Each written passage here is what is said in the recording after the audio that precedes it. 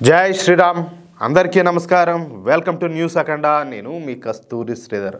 మిత్రులారా, మొత్తానికైతే ఎవరు డొనాల్డ్ ట్రంప్ ఉన్నాడు చూడు, ఆయన యూటర్న్ తీసుకున్నాడు. సరే, ఎంతకు ఏం జరిగింది, కథ ఏందనేది ఈ న్యూస్ ద్వారా చెప్పే ప్రయత్నం చేస్తా, ఓకేనా? అమెరికా అధ్యక్షునిగా డొనాల్డ్ ట్రంప్ రెండోసారి బాధ్యతలను అయితే స్వీకరించాడు. ఇక డొనాల్డ్ ట్రంప్ అమెరికా అధ్యక్షునిగా బాధ్యతలు స్వీకరించినప్పటి నుంచి ప్రపంచం మొత్తాన్ని కూడా అల్లకల్లోలం చేస్తాడు. ఎవరో 24 రాజు పులికేసి ప్రపంచ దేశాలన్నింటిపైన ఈ పన్నులు విధించి అన్ని దేశాలను కూడా అయోమయానికి గురి చేశాడు. అంతేకాకుండా కొన్ని దేశాలపైన ఆంక్షలు కూడా విధించాడు. దీంతో డొనాల్డ్ ట్రంప్ ఎప్పుడు ఏం చేస్తాడో తెలియక ప్రపంచ దేశాలన్నీ కూడా తల్లబట్టుకొని కూర్చోండాయి. ఇక ఈ మధ్య కాలంలోనే మనం ఆపరేషన్ సింధూర్ని అయితే నిర్వహించాం. అయితే ఈ ఉగ్రవాద దేశమైనటువంటి పాకిస్తాన్ అయ్యా బాబు కుయ్యోమరో ఈ ఆపరేషన్ సింధూర్ని ఆపేయండి, ఇకపైన మీ జోలికి రావని చెప్పేసి మన దేశాన్ని ప్రాధేయపడటంతో మనం కూడా అన్ని విధాలుగా ఆలోచన చేసి ఈ ఆపరేషన్ సింధూర్కు తాత్కాలికంగా ఒక బ్రేక్ అయితే వేసాం. ఇది దేశంలో ఉన్న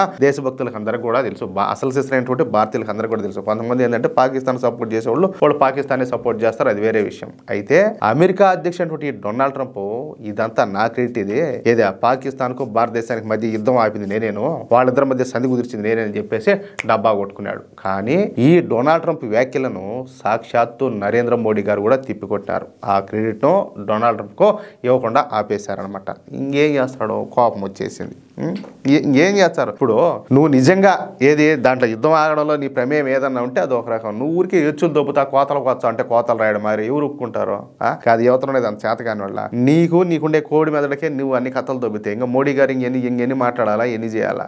కాదు, ఎవరి ముందు నువ్వు తోకుంపుతుంది. దీంతో కోపంతో రగిలిపోయినటువంటి డొనాల్డ్ ట్రంప్ భారతదేశం రష్యా నుంచి ముడి చౌను కొనుగోలు చేస్తానన్న సాకును చూపించి 2 విడతలుగా మన దేశం మీద 50% పన్నులు విధించాడు. పైగా భారత మునిగిపోతున్న నావాని, భారతదేశానికి డెడ్ ఎకానమీ అని చెప్పేసి శాపనార్థాలు పెట్టాడు. ఆయనంటే పెట్టాడు, ఆయనకి ఏదో మండింది కాలింది అనుకుందాం. ఏడుండే ఏమనెతికేమే ఈయన కూడా డొనాల్డ్ ట్రంప్ చెప్పినాడు, ఈ మారిగా నేను మన దేశ ఆర్థిక వ్యవస్థ అంతా పడిపోతాను అన్నాడు.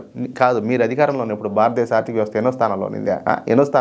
ఇప్పుడు ఎన్నో స్థానంలో ఉన్నదా? కొంచెం అన్నాలే. కాదు, ఊరికే వాడు కూడా మాట్లాడినాడు, బుద్ధి లేనివాడు. వాడికి ఏదో ఒకసారి అక్కస్తోనో కడుపు మాటతోనో కోపంతోనో మాట్లాడినాడు. వాడికంటే బుద్ధి లేదనుకోవాలా. కనీసం ఈ దేశంలో ఉంటా, ఈ దేశంలో రాజకీయాలు చేస్తా, నాయకుడిగా చలామణి అవుతా, వాడు మాట్లాడిన మాటలు మీరేంది మాట్లాడేది? మీకు ఓన్ సబ్జెక్ట్ లేదా? వాడిని పట్టుకొని 4 దొబ్బలేరా? అప్పుడు కదా మీరు దేశం అంతా కూడా మిమ్మల్ని సపోర్ట్ చేసేది.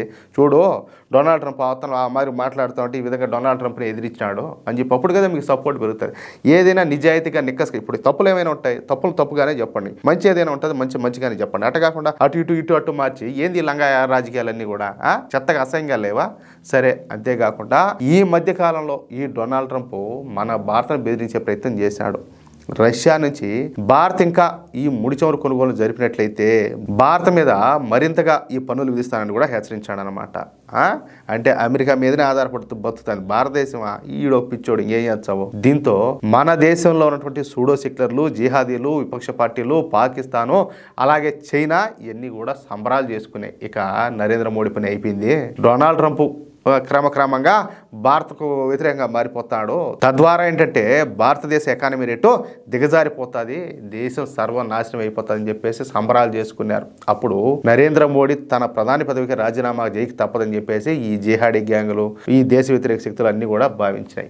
ఏం చెప్పాలి చూడండి. కాదు, పాములు కదా పాలు పోసి పెంచినట్టు పెంచుతున్నాం ఈ ముండాకొడకలందరినీ సకల సౌకర్యాలు కల్పించి మన దేశంలో. ఏం దరిద్రం మనదిగా తప్ప, మనల్ని మనం కొట్టుకోవాలి మెట్టు తీసుకొని.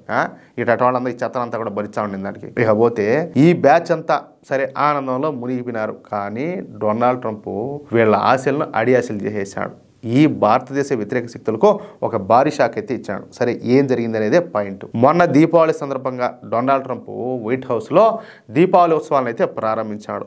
వైట్ హౌస్లో జరిగినటువంటి దీపావళి వేడుకల్లో పాల్గొని భారతదేశ ప్రజలకు అలాగే భారతీయ అమెరికన్లకు డొనాల్డ్ ట్రంప్ హృదయపూర్వక శుభాకాంక్షలు అయితే తెలిపినాడు. సరే, ఇంతవరకు బాగానే ఉండదు. అంతకుముందు దీపావళి ప్రారంభోపన్యాసంలో మాట్లాడతా మన ప్రధాని మోడీ గారిని ప్రశంసించాడు. ఎవరో ఈ డొనాల్డ్ ట్రంప్. కానీ ఇక్కడ ఒక మాట, ఎన్ని జరిగినా ఏమి జరిగినా కూడా మోడీ గారిని ఎప్పుడు నోరు తెరిచి పల్లంత మాట మాట్లాడాల. ఎప్పుడన్నా విన్నారా? అది అలాగే ఈ డొనాల్డ్ ట్రంప్ మన ప్రధాని నరేంద్ర మోడీ గారిని గొప్ప వ్యక్తిగా వర్ణించాడనమాట. మోడీ తనకు గొప్ప స్నేహితుడు అని చెప్పినాడు. అదే సమయంలో వాణిజ్యం అలాగే ప్రాంతీయ శాంతిలో అమెరికా భారత్ సంబంధాల గురించి ప్రస్తావించాడు. ఈ సందర్భంగా డొనాల్డ్ ట్రంప్ మాట్లాడుతా భారత ప్రజలకు హృదయపూర్వక దీపావళి శుభాకాంక్షలు అయితే తెలియజేస్తున్నా. నేను ఈ రోజే మీ ప్రధానమంత్రితో, అంటే ఎవరితో, మన మోడీ గారితో ఫోన్లో మాట్లాడినా. చాలా బాగా మాట్లాడుకున్నాం. మేం వాణిజ్యం గురించి కూడా మాట్లాడుకున్నాం. ఆయనకు దానిపైన చాలా ఆసక్తి ఉన్నది. ఇకపోతే ఈ దీపావళి పండుగ ప్రాముఖ్యత గురించి డొనాల్డ్ ట్రంప్ మాట్లాడుతా, నేను చీకటి పైన వెలుగు, అజ్ఞానం పైన జ్ఞానం, చెడు పైన మంచి సాధించేటువంటి విజయాలకు చిహ్నంగా దీపాన్ని అయితే వెలిగిస్తున్నానని చెప్పినాడు. చూడండి, అంటే ఆయన కూడా దాని మీనింగ్ అర్థమైందనమాట, అర్థం చేసుకున్నాడు. మొత్తం మీదైతే ఈ దీపావళి సందర్భంగా మన దేశాన్ని, మన దేశ సంస్కృతి సాంప్రదాయాలను గౌరవిస్తా డొనాల్డ్ ట్రంప్ మన దేశ వ్యతిరేక శక్తులకు ఒక భారీ షాక్ అయితే ఇచ్చినాడు.